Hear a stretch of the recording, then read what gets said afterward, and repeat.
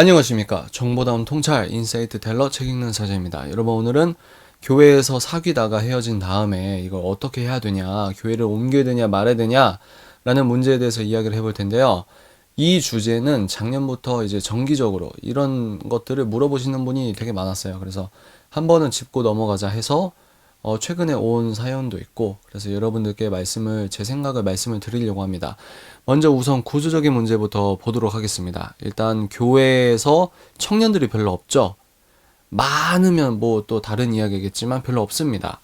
서울의 대형교회나 뭐 지방에도 이제 중형교회, 대형교회 이런 부분들은 이제 어쩔지 모르겠지만, 전반적으로 봤을 때 교회 내 청년들이 귀한 시대에 우리가 지금 신앙생활을 하고 있다. 이게 이제 전제가 되고, 두 번째 전제는 교회 공동체 특징이 뭐냐면 소규모, 이제 셀을 또 나누잖아요. 계속 나누고 한 팀이 되고, 큐티책을 통해서 뭐 리더가 있으면 나눌 수 있고, 뭘 나눕니까? 자기 생활을 좀 나누는 부분이 있어요. 그러니까 어떤 공적인 성격도 있지만, 어떤 자기의 진솔한 부분을 이렇게 오픈하는 그런 형식이지 않습니까? 그래서 큰 어디 회사 직장이나 친구들한테도 말 못하는 사실을 교회 공동체, 우리가 성령 하나님의 조명하심이 있으니까, 그래서 고백하거나 뭐 중보를 받거나 응원을 받거나 또 좋은 일 있으면 같이 기뻐해 주거나, 이 교회 공동체 특징이 그거란 말이에요. 그래서 사람이 좀 마음을 이제 오픈하고 사생활적인 것들을 좀 말할 수 있는 성격이다 보니까, 더더욱 이제 이성적인 관심이 있는 사람들은 뭐 제가 어느 대학교 다니는지, 전공은 뭔지, 부모님이 저렇게 계시구나, 이런 사전 정보도 알 수가 있고, 또 뭐 운동회다, 요즘은 코로나 때문에 힘들지만 운동회다, 뭐 교회 행사다, 계속 붙으면서 어떤 같은 프로젝트를 하다 보면 친해진단 말입니다. 그러니까 젊은 남녀가 가까워질 수밖에 없는 구조다. 근데 이건 꼭 교회만의 문제는 아니라고 생각합니다. 왜냐면 여러분, 동아리에서 같이 사귀거나 뭐 같은 학부에서 조별 모임 하다가 눈 맞아서 사귀거나, 또 뭐가 있을까요? 뭐 직장에서 동료랑 사귀거나 아르바이트 동료랑 사귀거나, 이게 다 자기가 자주 가는 장소에서 반복적으로 보는 사람과 인연이 이렇게 싹틀 수 있고, 이런 게 있기 때문에 교회에서도 이제 그런 부분으로 여러분들이 받아들이시면 될 것 같다. 저는 개인적으로 그렇게 생각합니다. 그러나 문제가 뭐냐면, 여러분은 사귀고 나서 바로 결혼하나요? 물론 저도 요즘에 배워가고 있죠. 성경적 성교육이라고 하는 걸. 그래서 결혼할 준비가 되면 연애를 해라. 그 말은 뭐죠? 결혼할 마음으로 매우 진지하고 신중하게 연애를 해라, 이런 겁니다. 그러면 처음 사귄 사람이랑 무조건 결혼해라, 이런 게 아니라 정말로 진지하고 신중하게, 그리고 우리는 내 자아를 하나님께 양도했다, 자기 부인했다, 뭐 이런 개념을 우리가 믿고, 그리고 그걸 행하려고 하는 사람이다 보니까, 내 육체의 소욕이 아니라 하나님께서 짝지어 주신 어떤 내 배우자에 대한 어떤 진중한 어떤 고찰이나 어떤 숙고, 이런 게 있지 않습니까? 그러나 그럼에도 불구하고 교회 내에서 그렇게 사귀었다 하더라도 깨지는 커플이 되게 많아요. 깨지면 어떻게 되냐? 생각해 보세요. 예배를 드리고 교회에서 만난다 하면 자기의 신앙적 영역, 그러니까 내가 은혜를 받고 두 손 들고 찬양할 수도 있고, 말씀 보고 아멘 할 수도 있고, 근데 이제 연애라 하면 가장 내 사생활적인 부분이잖아요. 그 공동체에서 사귀다가 깨졌다? 그러면은 저 사람에 대한 사전 정보를 서로 많이 알고 있잖아요, 서로. 그러니까 좀 애매하고 불편하고 이런 부분이 있다고요. 그리고 어떻게 깨졌냐, 이걸 이제 우리가 분류해 볼 텐데, 감정이라는 게 또 있지 않습니까? 내 감정이. 머리로는 그래도 이 교회를 좋으니까, 그리고 이 교회 우리 부모님이 다닐 수도 있고, 이 교회 내가 이제 정말 마음을 붙이고 정말 열심히 해보려고 했었는데, 본의 아니게 이런 문제가 터져버리면 어떻게 해야 되지 하다가 정말 교회를 떠나는 청년들이 너무 많아요. 그래서 제가 작년부터 교회를 이제 본의 아니게 많이 다니게 됐잖아요. 그러면 교회마다 이 청년부 담임 목사님은 얼마나 이 문제에 대해서 심각하게 생각하시는지 모릅니다. 웃으면서 넘길 문제가 아니고요. 어떤 교회는 아예 남자 여자 따로 앉게 하고 아예 연애 자체를 막는 교회가 있고, 또 어느 교회는 몇 살 이하는 어떤 식으로든 연애가 안 된다, 이렇게 공포하는 교회도 있고, 또 어떤 교회는 만약에 사귀려면 목사님과 양가 부모님께 충분히 사실을 알리고 조율한 다음에 오케이가 되면 사귀라, 이렇게 인도해주는 교회가 있고, 제가 최근에 알게 된 어느 교회는 제가 이렇게 직접적으로 말씀을 드리기가 좀 조심스러운 부분이라서, 근데 이제 그 교회는 결혼까지 골인하신 청년분들이 굉장히 많다고 하더라고요. 저는 그게 가장 이상적인 모습 중에 하나가 아닐까라는 생각을 갖고 있거든요.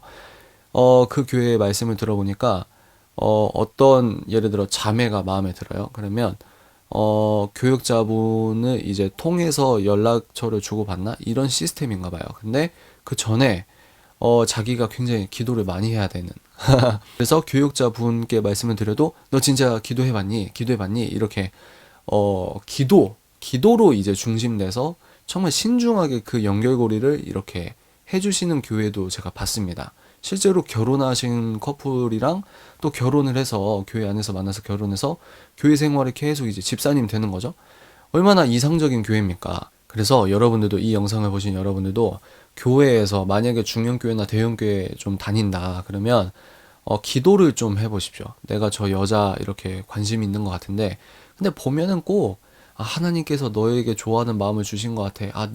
내가 오랫동안 배우자 기도한 하나님께 기도한 상이 너 같아. 이런 말을 하는 사람들이 이렇게 찝는 이제 다른 이성의 특징이 뭐냐면 그 공동체에서 제일 인기 많은 애예요.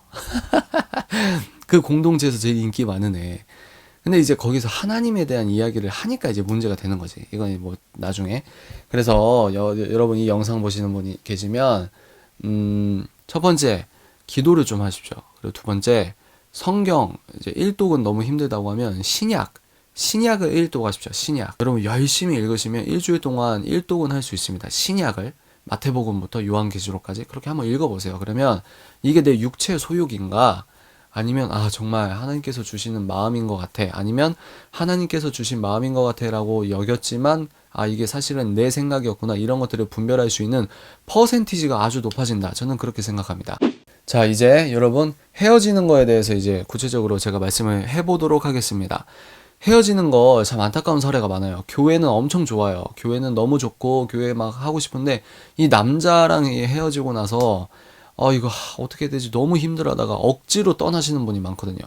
근데 또 떠나다가 다른 교회 잘 정착하면 되는데 잘 정착하지 못하다가 그러다가 교회를 안 다니시는 분도 많아요. 그러니까 이게 보통 문제가 아니다.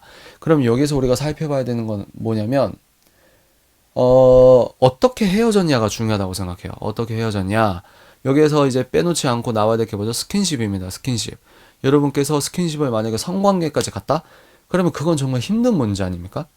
이건 잘못된 거죠. 왜냐면 혼전 순결을 못 지켜서 우리가 회개하고 다시 용기 내서 일어나는 것과 그럼에도 불구하고 내가 과거에 그런 일을 겪었다는 그 어떤 나만의 역사의 팩트는 팩트잖아요. 그죠?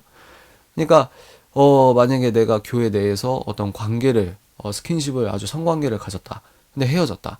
근데 이제 계속 눈앞에 아른거린다. 그러면 신앙생활이 힘들 수 있는 부분이 아닐까요?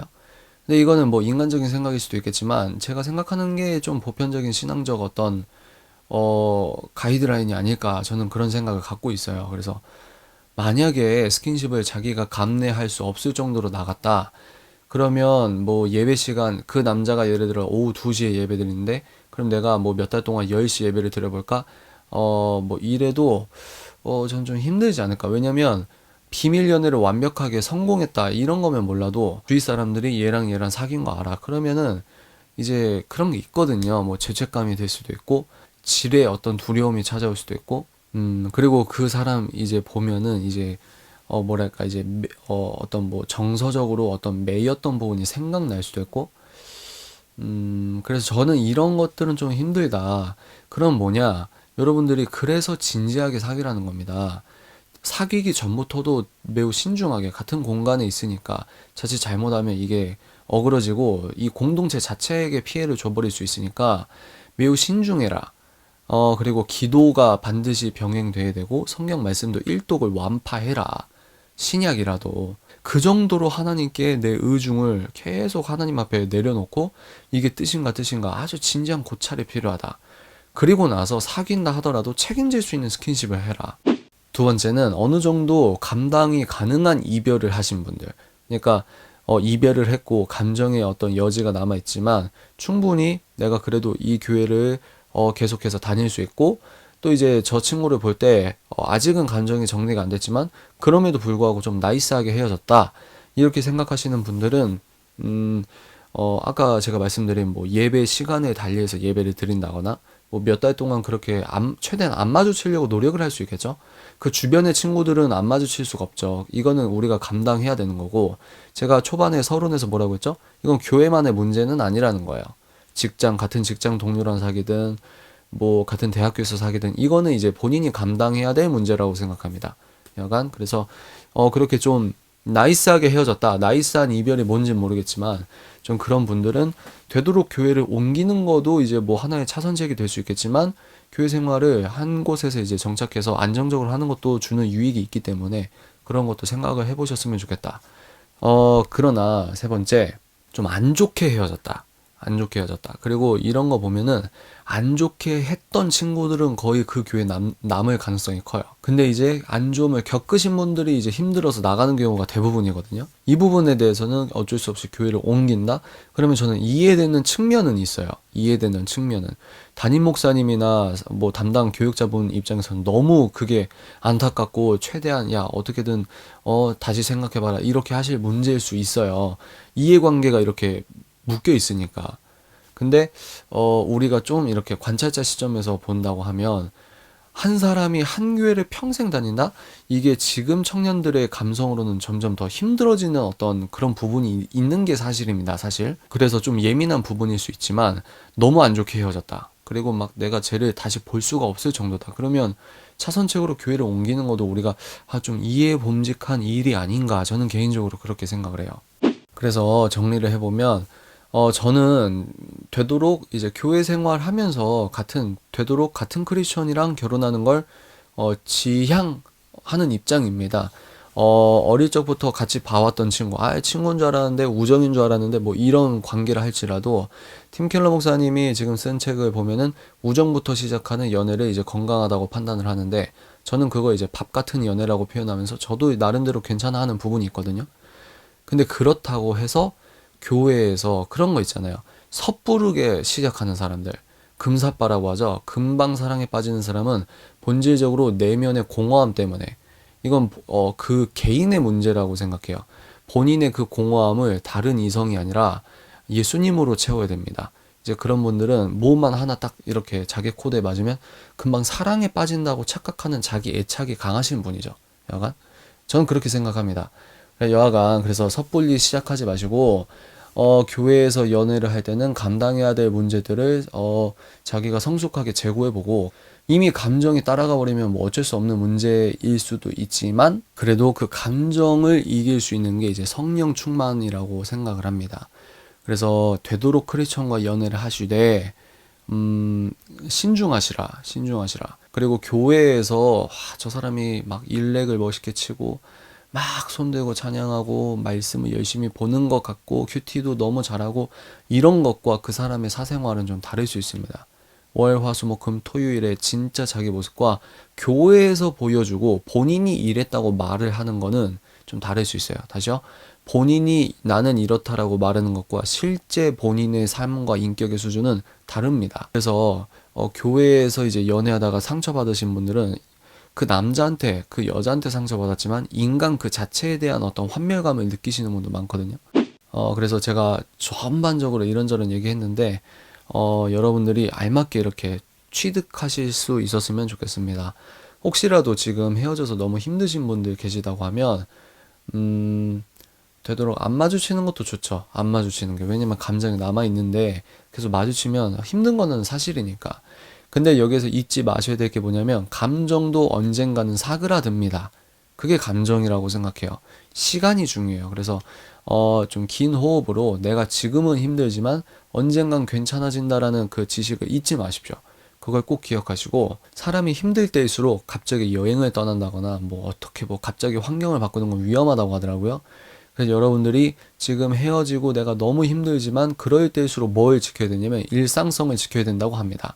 그래서 여러분들 힘들수록 일상성을 지켜라. 그래서 힘들다고 극단적으로 자기의 어떤 생활 패턴이나 환경을 바꾸지 마시고 천천히 담백한 삶을 향유하면서, 그리고 내가 뭘 잘못했지 뭐 했지 그러면서 그냥 후회만 하는 게 아니라 하나님으로 그것들을 채워야 돼요. 하나님으로. 그래서 힘들 때는 귀가 안 들어오고 눈이 안 들어오겠지만 좋은 강연이나 말씀, 설교도 많이 들으시고, 책도 이렇게 눈에 안 들어오지만 또 꾸역꾸역 보면은 또 들어오는 부분도 있습니다.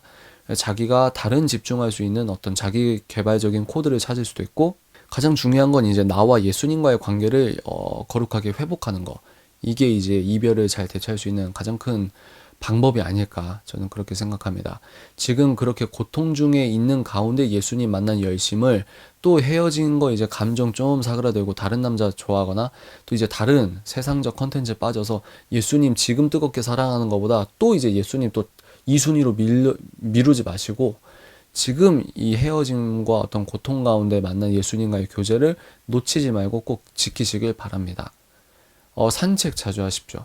산책 자주 하시고 집 대청소도 한번 하시고 또 햇빛도 많이 보시고 환기도 많이 하시고 하늘을 자주 보십시오.